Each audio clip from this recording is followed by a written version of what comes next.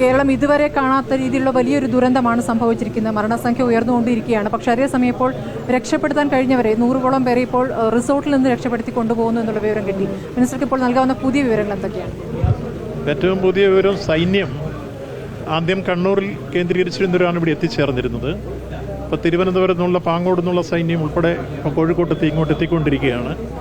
സൈന്യം വന്നൊരു പാലം ഉണ്ടാക്കാൻ വേണ്ടി ഒരു പരിശ്രമം നടത്തി, അത് വിജയിച്ചില്ല. അത് കഴിഞ്ഞ് റോപ്പേ വഴിയാണ് ഇപ്പോൾ അവർ കുടുങ്ങിക്കിടന്നിരുന്ന 100 പേരെ അവിടുന്ന് രക്ഷപ്പെടുത്തി അവരെ എല്ലാം ഇപ്പോൾ ആശുപത്രിയിൽ എത്തിച്ചിട്ടുണ്ട്. ഇത് കഴിഞ്ഞപ്പോഴാണ് അറിയുന്നത് അട്ടമലയിൽ കുറേ പേർ കുടുങ്ങിക്കിടക്കുന്നുള്ള വിവരം അറിഞ്ഞ് അങ്ങോട്ടൊരു ടീമിനെ അയച്ചിട്ടുണ്ട്. അതോടൊപ്പം തന്നെ ഇപ്പോൾ നമുക്ക് നേരത്തെ അറിഞ്ഞിരുന്നതിൽ മരണസംഖ്യ ഉയർന്നു വന്നുകൊണ്ടിരിക്കുകയാണ്. ആദ്യഘട്ടത്തിൽ 89 പറഞ്ഞു, പിന്നെ 92 പറഞ്ഞു, 94, 96, അതിങ്ങനെ ഓരോ ഘട്ടത്തിലും ഉയർന്നു വന്നുകൊണ്ടിരിക്കുകയാണ്. അവിടെ നിൽക്കിയാൽ അത് കൂടും. ഇപ്പം മിസ്സായിട്ടുള്ളവരുടെ കണക്കെടുത്തപ്പോൾ അത് ഏതാണ്ട് 100-നടുത്ത ആളുകളുണ്ടെന്നുള്ളതാണ് കാണുന്നത്. അപ്പോൾ അതിൻ്റെ അർത്ഥം ഇനിയും ആളുകളെ കണ്ടെത്താനുണ്ട്. അത് ചിലർ കുടുങ്ങിക്കിടക്കുന്നവരുണ്ട്. ഇപ്പോൾ സൈന്യം പോയി ചില വീടുകൾ ചവിട്ടി തുറന്ന് പുറത്തെപ്പോഴപ്പോൾ അതിനകത്ത് ആളുണ്ടായിരുന്നു. കരച്ചിൽ കേട്ടാണ് അങ്ങനെ ചില വീടുകൾ ഇപ്പോൾ ചവിട്ടി തുറന്ന് പുറത്തെടുത്തത്. അപ്പോൾ അടഞ്ഞു കിടന്നിരുന്ന വീടുകൾ, തുറക്കാതെ കിടന്നിരുന്ന വീടുകൾ, ഇതൊക്കെ തന്നെ ഇപ്പോൾ സൈന്യം പരിശോധിച്ചുകൊണ്ടിരിക്കുകയാണ്. അപ്പോൾ പുതിയ ആളുകളെ അത്തരം സങ്കേതം കിട്ടുന്നുമുണ്ട്.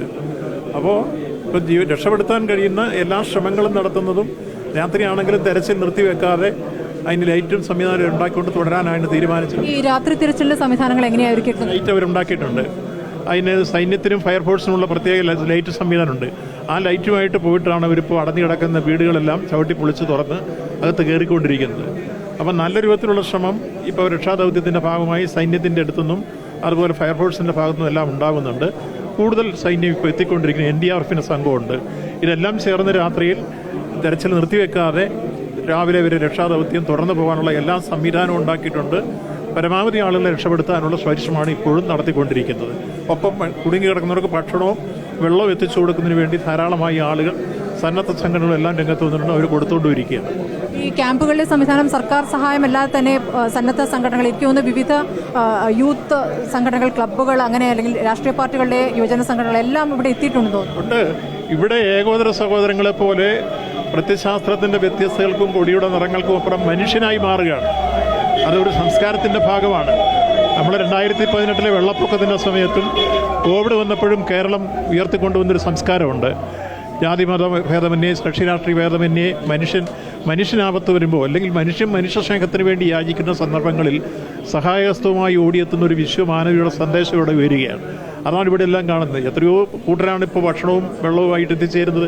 അവരെല്ലാം ഓരോരുത്തരും അതിൽ സന്നദ്ധ പ്രവർത്തകരായി മാറുകയാണ്. ആരെയും പ്രേരിപ്പിക്കുക. ഇതാണ് കേരളത്തിൻ്റെ ഒരു സംസ്കാരം. ഇപ്പോൾ വളരെ ഗുരുതരമായി പരിക്കേറ്റവരുമുണ്ട്. നമുക്ക് ഇവിടെ ഉള്ള ആശുപത്രി സൗകര്യങ്ങൾ കുറവാണല്ലോ, അതൊരു പ്രധാനപ്പെട്ട വിഷയമാണല്ലോ. അപ്പോൾ അവരെ കോഴിക്കോടേക്ക് കൊണ്ടുപോകുക, അത്തരം കാര്യങ്ങളൊക്കെ. ഇപ്പം നിരവധി ആംബുലൻസുകൾ ഇവിടെ വന്ന് കിടക്കുന്നുണ്ട്.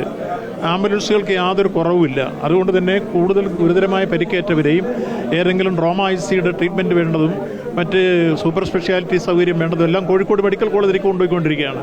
ഇപ്പോൾ വയനാട് ആശുപത്രിയുടെയും കൽപ്പറ്റ ആശുപത്രിയുടെയും അതുപോലെ മേപ്പാടി ആശുപത്രിയുടെയും സൗകര്യങ്ങളെല്ലാം പ്രയോജനപ്പെടുന്നതിന് പുറമേ ഏറ്റവും ഗുരുതരമായ രോഗങ്ങളോ അല്ലെങ്കിൽ വിഷമങ്ങളോ ഉള്ളവരാരും കോഴിക്കോട് മെഡിക്കൽ കോളേജിലേക്ക് മാറ്റിക്കൊണ്ടിരിക്കുകയാണ്. അതുപോലെ തന്നെ നാളെ കിടക്കേണ്ട പോസ്റ്റ്മോർട്ടത്തെ സംബന്ധിച്ച് ഇവിടെയുള്ളതിന് പുറമെ കോഴിക്കോട്ടെയും തൃശ്ശൂരിലെയും മെഡിക്കൽ കോളേജുകളിലെ ഫോറൻസിക് വിഭാഗത്തിന് പ്രത്യേക ടീം സജ്ജീകരിച്ച് അവരെല്ലാം കോഴിക്കോട്ട് എത്തിക്കഴിഞ്ഞിട്ടുണ്ട്. അപ്പോൾ അതെല്ലാം ഒരു ടീം വർക്കായിട്ട് നടക്കത്തക്ക രൂപത്തിൽ ഇപ്പോൾ പ്ലാൻ ചെയ്ത് കഴിഞ്ഞിട്ടുണ്ട് ഗവൺമെൻറ്. പിന്നെ ഒന്ന്, ഇപ്പോൾ രണ്ടാമതൊരു ഉരുൾപൊട്ടലുണ്ടായല്ലോ വൈകിട്ട് വീണ്ടും. അപ്പോൾ അതൊരു മുന്നറിയിപ്പ് സംവിധാനമൊന്നും ഇല്ല. കൂടിയാണ് നിൽക്കുന്നത്. ഇപ്പോൾ സംഭവിച്ചതിന് പുറമെ 48 മണിക്കൂർ കൂടി അതിതീവ്ര മഴ വരാൻ സാധ്യതയുണ്ടെന്ന് കാലാവസ്ഥാ വകുപ്പിൻ്റെ മുന്നറിയിപ്പ് വന്നു കഴിഞ്ഞിട്ടുണ്ട്. അതുകൊണ്ട് തന്നെ അതിനെ നേരിടാൻ കരുത്താർജിച്ച രൂപത്തിലുള്ള മറ്റ് നീക്കങ്ങൾ ഇപ്പോൾ നടന്നുകൊണ്ടിരിക്കുകയാണ്. അതുകൊണ്ടാണ് കൂടുതൽ സൈന്യവും മറ്റ് രക്ഷാസേനയും എത്താൻ പറഞ്ഞ് അവരെല്ലാം എത്തിക്കൊണ്ടിരിക്കുന്നു. അതൊരു വലിയ കാര്യമാണ്. അപ്പോൾ മന്ത്രിമാരും ഇപ്പോൾ ഞങ്ങളിവിടെ ഇപ്പോൾ 1 ഡസൻ മന്ത്രിമാർ ഞങ്ങളിവിടെ ഉണ്ട്. അവരാരും പോകുന്നില്ല. ഞങ്ങളെല്ലാം നാളത്തെ ഈ കാര്യങ്ങളെല്ലാം സുരക്ഷിതമാക്കി ബാക്കി നടക്കാനുള്ള എല്ലാം രക്ഷപ്പെടുത്താനുള്ളിടത്തോളം കാര്യങ്ങൾ കൂടെ നിന്ന് കാര്യങ്ങൾ ചെയ്തതിന് ശേഷം ഞങ്ങളെല്ലാം പോകുള്ളൂ. അതുകൊണ്ട് ഇവിടെ ക്യാമ്പ് ചെയ്യും ഞങ്ങളെല്ലാം.